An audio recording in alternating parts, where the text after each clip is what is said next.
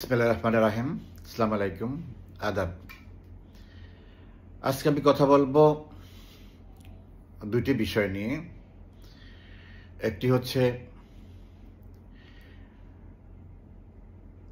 বাংলাদেশের সেনাবাহিনীর সৈনিকদেরকে রাশিয়া ইউক্রেনের যুদ্ধের নিয়োগের একটি আত্মঘাতী সিদ্ধান্ত এবং আরাকান আর্মি যে বারবারন্ত বেড়েছে এই ইনুস এবং খলিলের প্রশ্রয়ে, সেগুলো নিয়ে।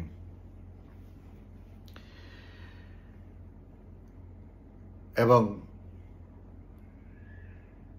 সন্ত্রাস ষড়যন্ত্র, দেশি বিদেশি চক্রান্তের মাধ্যমে যেভাবে 5ই আগস্ট ঘটানো হয়েছে, সাম্প্রতিক নেপালে যে আন্দোলন হয়েছে, সফল আন্দোলন হয়েছে, এই দুইয়ের পরিপ্রেক্ষিতে আওয়ামী লীগের রণকৌশল কি একই রকম হবে নাকি ভিন্ন কৌশল হবে? যদি সময় হয় তাহলে আমি এটি নিয়ে আলোচনা করব। আপনারা হয়তো কেউ কেউ জানতে পারেন যে, প্রথমে আরাকানের কথা বলি। দেখেন, মায়ানমারের সাথে আমাদেরকে একটা ঝামেলায় ফেলার জন্যে, ঝামেলা বলতে সরাসরি যুদ্ধে জড়ানোর জন্যে আমেরিকা যেই ফাঁদ পেতেছিল, সেই ফাঁদে আমরা জাতি হিসাবে আমরা পা দেইনি, কিন্তু এই জাতির শত্রু হিসাবে, আজকে প্রমাণিত শত্রু হিসাবে ডেভিল এবং তারই স্বঘোষিত দৈত্য ইনুস এবং তার আরেক চেলা আমেরিকা থেকে আমদানি করে এনেছে রজার খলিক নিরাপত্তা উপদেষ্টা বানিয়েছে। এই দুইজনে মিলে আমাদেরকে যে ঝুঁকির মধ্যে ফেলেছিল, ভারত এবং চায়নার চাপের মুখে আমাদের সেনাবাহিনী তাদের শক্ত মতামত দেওয়ার কারণে সেই বিষয়টা আপাতত চাপা আছে। কিন্তু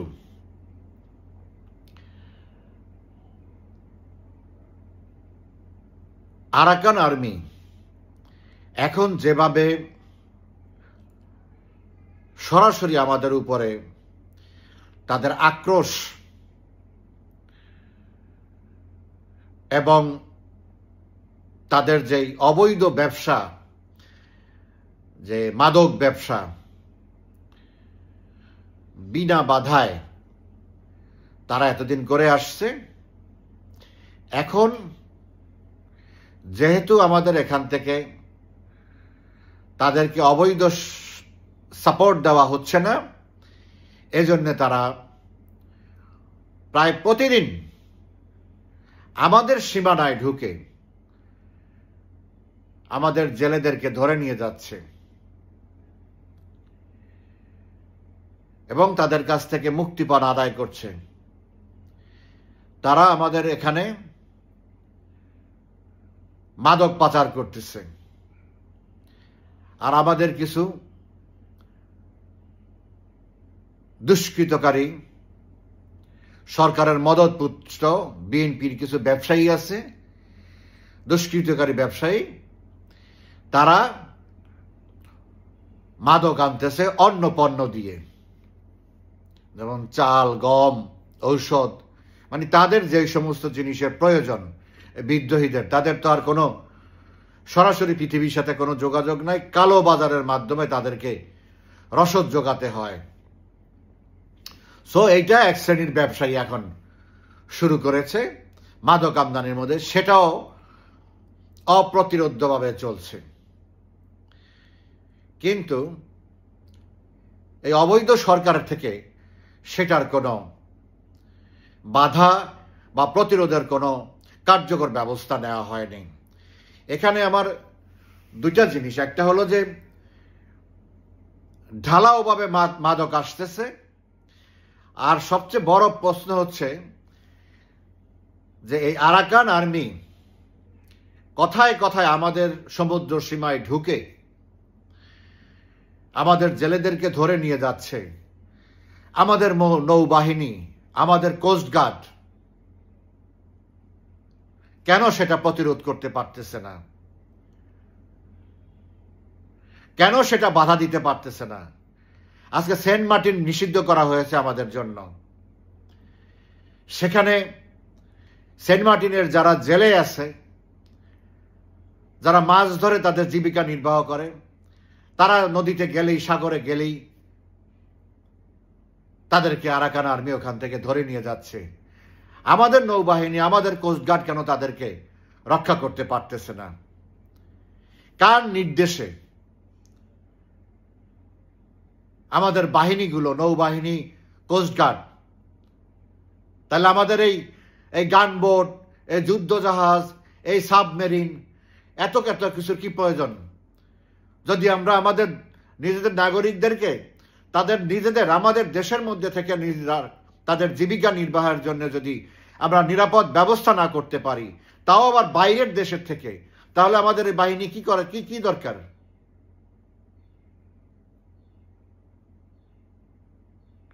তারা কি শুধু দেশের মধ্যে রাজনৈতিক হাঙ্গামা জড়াবে, রাজনৈতিকভাবে ষড়যন্ত্রের মাধ্যমে দেশের সরকার পরিবর্তন করবে, রাষ্ট্র ক্ষমতা দখল করবে, রাষ্ট্রপতি হত্যা করবে, এইসব ধান্দাই থাকবে?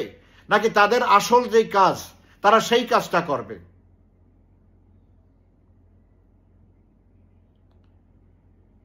আজকে এটা একটা বড় প্রশ্ন জাতির কাছে, জাতির সামনে, এবং জাতির এই প্রশ্নটা সামনে আসলো যে আমাদের সশস্ত্র বাহিনী কেন ব্যর্থ হচ্ছে একটা বিদ্রোহী গ্রুপের সন্ত্রাস, ডাকাতি, লুটপাটকে বন্ধ করার জন্য। আমি আশা করি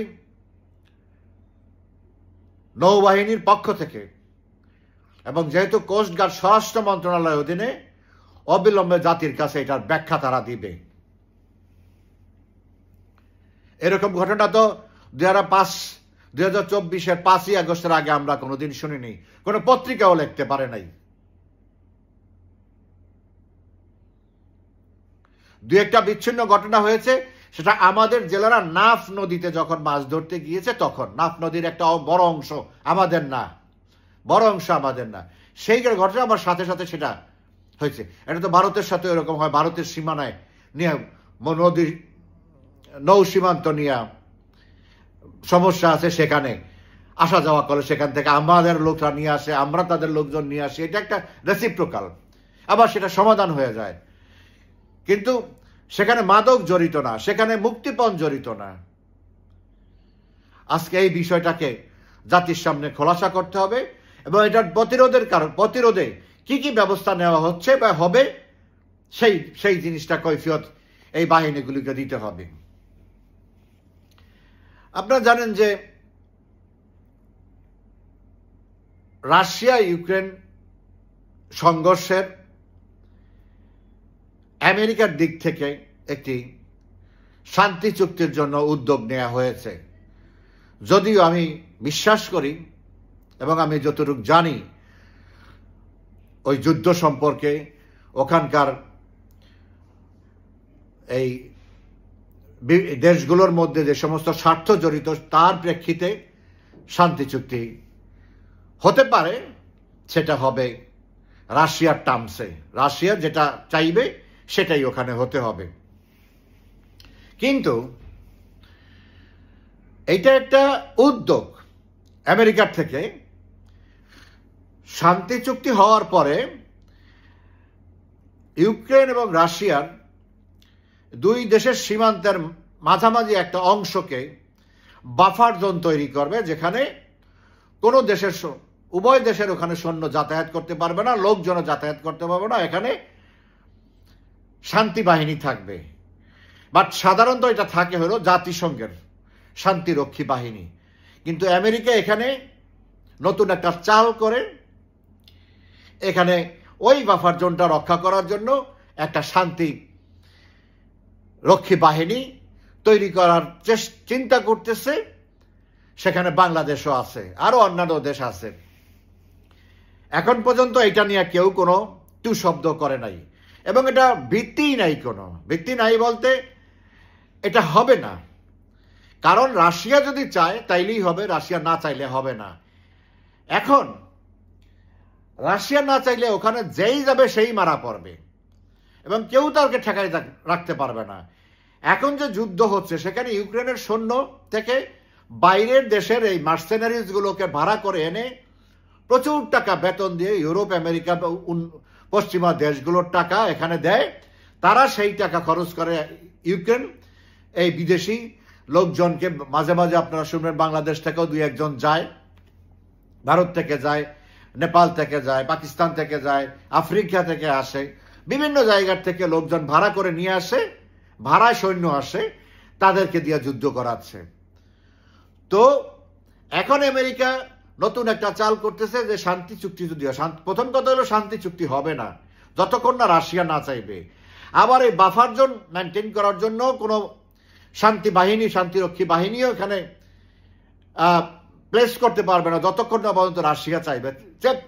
গায়ের জোরে যদি করতে চায় সেটা সবাই মারা পড়বে। এখন কথা হচ্ছে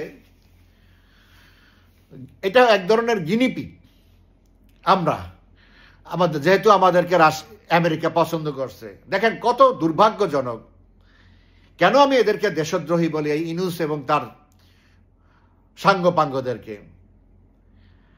আমার দেশের সৈন্য যদি জাতিসংঘ, সেটাকে জাতিসংঘ তখনই ওই দেশে সৈন্য পাঠায় যখন জাতিসংঘের 5টা স্থায়ী রাষ্ট্র একমত হয় যে হ্যাঁ ওখানে জাতিসংঘের শান্তি রক্ষা বাহিনী যাবে, তখনই জাতিসংঘ সেখানে সৈন্য পাঠাইতে পারে। একটা দেশও যদি, সেটা রাশিয়া হোক, চীন হোক, ব্রিটেন হোক, ফ্রান্স হোক, আমেরিকা, যে কোনো একটা রাষ্ট্র যদি বলে না এটা হবে না, তাহলে হবে না। তো জাতিসংঘ সকলের ঐক্যমতের ভিত্তিতে যদি কোনো দেশের শান্তিরক্ষী বাহিনী যায়, সেটা হলো জাতিসংঘ মিশন। কিন্তু সেটার কোনো উদ্যোগ নিচ্ছে না। কারণ কি? কারণ হচ্ছে জাতিসংঘের থেকে উদ্যোগ নিলে সেখানে সেটা ভ্যাটও আসবে চীনের থেকে, রাশিয়া থেকে, যার জন্য এটা আর সফল হবে না। এখন আমেরিকা নিজের উদ্যোগে নিজে একটা মাতবরি করতে যায়, নিজের সৈন্য পাঠাবে না। ওদের ঘোষণা দিয়েছে যে আমার কোনো সৈন্য এই এলাকায় ঢুকবে না, নিজের সৈন্য নিরাপদ আশ্রয় রাখবে, নিরাপদ জায়গায় রাখবে, আর আমাদের মতো দেশগুলোকে তারা ডাকবে।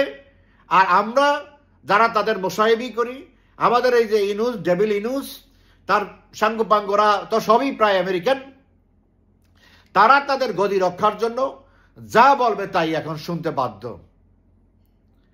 এখন তারা এটার এখনো উৎপত্তি হয় নাই, অথচ আমাদের এই অবৈধ পররাষ্ট্র উপদেষ্টা তৌহিদ হোসেন অলরেডি ঘোষণা করেছে, আপনারা হয়তো জানতে পারেন কেউ কেউ, যে রাশিয়া ইউক্রেনের শান্তি রক্ষায় বাংলাদেশের সৈন্য যাবে। তারা এই অনুমতি কে দিছে? সে কে? আমাদের দেশের সৈনিকের জীবন নিয়ে সিনিমিনি খেলার তার কি অধিকার আছে? একটা অবৈধ অসাংবিধানিক দখলদার আমার দেশের সৈনিককে কোন অবস্থাতে একটা হার্ম প্লেসে নিয়োগ করতে পারে না, নিয়োজিত করতে পারে না। কার কাছ থেকে সে জিজ্ঞেস করছে? এটা নিয়ে কারোর কাছে আলোচনা হয়েছে? এটা একটা সর্বদলীয় ঐক্য হয়েছে? কিছুই না। হুট করে বলে দিল আমেরিকাকে খুশি করার জন্য আমরা রাজি আছি।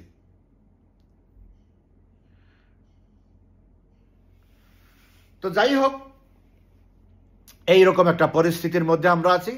যা খুশি তা, আমেরিকাকে খুশি করার জন্য 1 লক্ষ কোটি টাকার 1 লক্ষ কোটি টাকা এলএনজি কেনার চুক্তি করেছে। অ্যাক্সিলারেটর এলএনজির সাথে। এটা হইলো ওই পিটার হাস, যে এই যে 5ই আগস্ট ঘটনার জন্য বাংলাদেশে যে মূল ষড়যন্ত্রটা মনিটর করেছে, যোগান দিয়েছে, সেই পিটার হাস যেই কোম্পানিতে জয়েন করেছে, সেই কোম্পানিকে দেওয়া হয়েছে 1 লক্ষ কোটি টাকার এলএনজি আমদানির ব্যবসা। এই হচ্ছে ডেভিলের কর্মকাণ্ড। আমরা স্পষ্টভাবে বলতে চাই, জাতিসংঘ ছাড়া, জাতিসংঘের অনুমোদন ছাড়া, জাতিসংঘ শান্তিরক্ষা বাহিনীর ছাড়া বাংলাদেশের একজন সৈনিকও অন্য কোনো দেশে নিয়োগ করা যাবে না। আমরা আমাদের দেশের সৈনিক, আমাদের দেশের নাগরিকরে কোনো ডিসপিউটেড জায়গায় তাদের জীবনের ঝুঁকি নেওয়ার কোনো সুযোগ নাই। এটা আমরা হতে দেব না। এবং বাংলাদেশের সেনাবাহিনীর প্রধান কেন এখন পর্যন্ত এই বিষয়ে কোনো বক্তব্য দেয় নাই? যেহেতু সরকারিভাবে তৌহিদ হোসেন এই কথাটা বলেছে, হয় সেনাপ্রধানের সাথে আলাপ আলোচনার মাধ্যমে এই কথা বলেছে, আর নচেত এই খলিল ইউনূস এই চক্র সিদ্ধান্ত দিয়ে তৌহিদ হোসেনকে দিয়ে এই কথা বলিয়েছে। যদি সেনাপ্রধান না জেনে থাকে, অবশ্যই সেনাপ্রধানকে এই বিষয়ে কথা জরুরি ভিত্তিতে অনতিবিলম্বে এই বিষয়ে কথা বলতে হবে এবং ভেটো দিতে হবে, যে তাকে বলতে হবে জাতিসংঘ ছাড়া বাংলাদেশের সেনাবাহিনী কোনো জায়গায় মোতায়েন করা হবে না।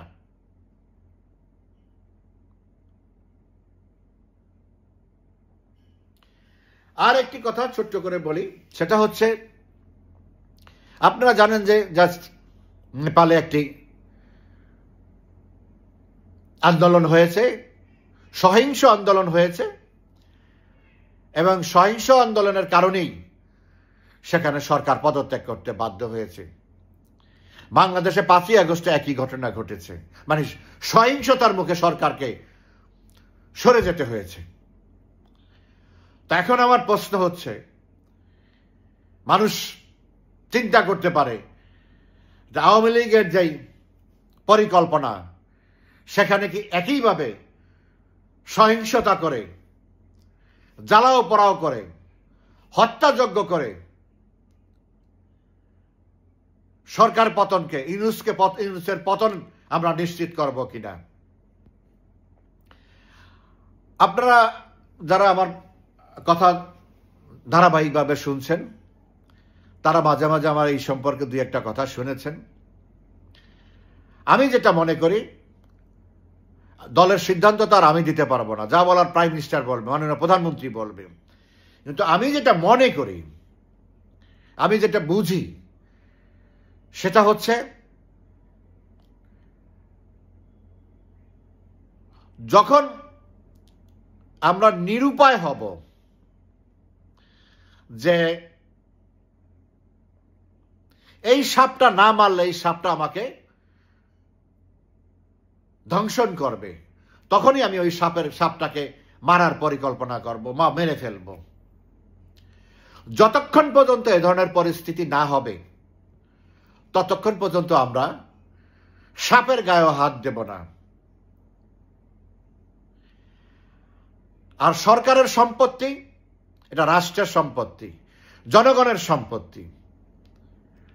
আমাদের সর্বশেষ চেষ্টা থাকবে কোন সরকারি সম্পত্তি, রাষ্ট্রের সম্পত্তি যেন নষ্ট না হয়, ক্ষতি না হয়। তবে বিএনপি জামাতের সন্ত্রাসীরা যেই পথ দেখিয়েছে, মানুষের বাড়ি ভাঙ্গা, মানুষের অফিস দখল করা, অফিস ভাঙ্গা, এইটা কি করে আমাদের নেতৃত্ব, আমি প্রধানমন্ত্রীকেও বলেছি, আপনি চাইলেও এটা নিয়ন্ত্রণ করতে পারবেন না, অসম্ভব। আমি যদি দেখি আমার ভাইকে ঘরের মধ্যে পুরো হত্যা করেছে সেই খুনি এখনো আমার সামনে, আমার যদি সুযোগ থাকে আমি তাকে রক্ষা করব, আমি তাকে বাঁচতে দেব? আমার যদি সেই সামর্থ্য থাকে, এরকম হাজার হাজার ঘটনা বাংলাদেশে আছে। সেজন্যই আপনার পক্ষে এটা নিয়ন্ত্রণ করা সম্ভব হবে না। কিন্তু ঢালাইভাবে যাতে না হয়, নিরপরাধ কেউ যেন কোনো তোপের মুখে না পড়ে, সেটা আমাদেরকে নিশ্চিত করতে হবে। না, সেই ব্যাপারে যথাযথ ব্যবস্থা নেওয়া হচ্ছে, যাতে করে সেই রকম ব্যবস্থা। আইন শৃঙ্খলা বাহিনীকে যেভাবে হত্যা করে ঝুলিয়ে রেখেছে, আতঙ্ক সৃষ্টি করেছে, থানা আক্রমণ করেছে, পুলিশের অস্ত্র কেড়ে নেওয়া হয়েছে, ওই যে আমি বললাম, যতক্ষণ না পর্যন্ত আমি নিরাপদ থাকবো ততক্ষণ পর্যন্ত দেশের সরকারি কোনো বাহিনীর গায়ে হাত দেওয়া হবে না। কিন্তু তারা যদি আমাদের কারো উপরে, আমাদের কোনো নেতা কর্মী সমর্থকের উপরে হামলা করে, তাহলে তারাও রক্ষা পাবে না, তখন তারা আমাদের শত্রু হিসাবে চিহ্নিত হবে। কিন্তু আমরা সর্বোচ্চ চেষ্টা করব তাদেরকে নিরাপদ রেখে আমরা আমাদের লক্ষ্য অর্জনের জন্য। যারা জাতির পিতার বাড়ি ৩২ নম্বর আমাদের তীর্থস্থান, আমাদের আবেগের জায়গা, সেখানে হাত দিয়েছে, যারা এর পিছনে ছিল, আমরা সবাইকে চিনি, প্রত্যেককে চিনি। এবং অন্যান্য বাড়িতে যারা ইন্ধন জুগিয়েছে, হাত দিয়েছে, সবার লিস্ট করা হয়েছে, তারা কেউ রক্ষা পাবে না। এটা প্রতিশোধের, প্রতিহিংসার বিষয় না, এটা হচ্ছে এখন একটা নীতি, যেটা আমরা ৭১-এ করি নাই, অন্যান্য সময় করি, ২০০৯-এ করি নাই, ৯৬-তে করি নাই। এখন প্রমাণিত হয়েছে সেটা আমরা ভুল করেছি। কিছু বিষাক্ত সাপকে আমরা তখনই শেষ করে দেওয়ার প্রয়োজন ছিল, তাহলে সাপের এত বাচ্চা তৈরি হতো না। কিন্তু এবার সেই ব্যবস্থাও নেওয়া হয়েছে। আমরা সেই সাপ আর রাখবো না, কারণ আগামী দিনকে সফল বিপ্লব, সফল অভ্যুত্থানের মাধ্যমে জনগণ দ্বারা কিভাবে আমরা তো প্রথমেই অস্ত্র যুদ্ধ শুরু করতে পারি, কেন আমরা করব না? প্রয়োজন নাই, কারণ আমাদের জনগণের প্রতি বিশ্বাস আছে, আস্থা আছে, জনগণ উন্মুখ হয়ে আছে।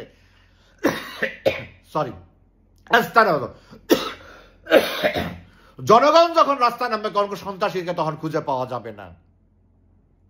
যাদের সাথে জনগণ নাই, তারা সন্ত্রাস করে, প্যানিক সৃষ্টি করে, এইভাবে আন্দোলন করে, জ্বালাও পোড়াও করে, মানুষের মধ্যে আতঙ্ক সৃষ্টি করে, তারপরে তাদের লক্ষ্য অর্জন করে। কিন্তু যেহেতু আওয়ামী লীগ জনগণের দল, জনগণের উপরে নির্ভরশীল, জনগণ আওয়ামী লীগের উপর আস্থাশীল, সেজন্য জনগণকে নিয়েই আমরা যা করার করব। কিন্তু এই জনগণকে রক্ষা করার জন্য যা যা করার প্রয়োজন, মাননীয় প্রধানমন্ত্রী শেখ হাসিনা সবচেয়ে বড় নির্দেশ হলো জনগণকে রক্ষা করার জন্য যা করার দরকার তাই করতে হবে। অতএব প্রয়োজনের না হলে কোনো জ্বালাও পোড়াও, কোনো রকমের কোনো বল প্রয়োগের কোনো বিষয় নাই।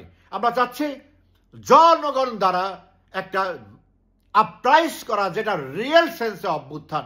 এরকম অভ্যুত্থান ইতিহাসে ৬৯ ছাড়া আর কোনোদিন হয় নাই, তার চেয়েও বড় রকমের কিছু। কারণ ৬৯-এ ঢাকা শহরে মানুষ ছিল ২৫-৩০ লাখ, আজকে ঢাকা শহরে মানুষ থাকে ২ কোটি, ঢাকা শহরের আশেপাশে মানুষ থাকে আরো ৩ কোটি। সো আমরা ওইভাবে চিন্তা করতেছি, জনগণকে গুলি করবে, কে গুলি? আইন শৃঙ্খলা মানে একটা গুলিও করবে না, আমরা সেই ব্যাপারে নিশ্চিত। কারণ কোথাও যদি দেখে যে ১ লক্ষ লোক আছে, ৫ লক্ষ লোক আছে, সেখানে কোনো বাহিনী গুলি করবে না, করার সুযোগ নাই, করবে না। সেইভাবে আমরা গুলি করে গুলির পাল্টা গুলি করতে চাই না।